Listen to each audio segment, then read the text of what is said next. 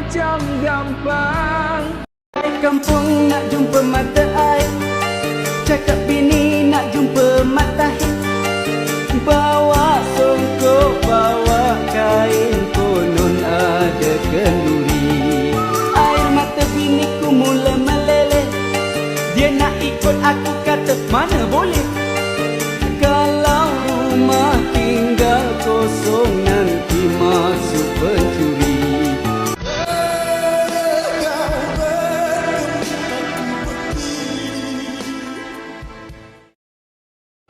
Berumput tubuh dan keringat membasah bumi di penjara. You asked to be taught, and clearly there is much you need to learn.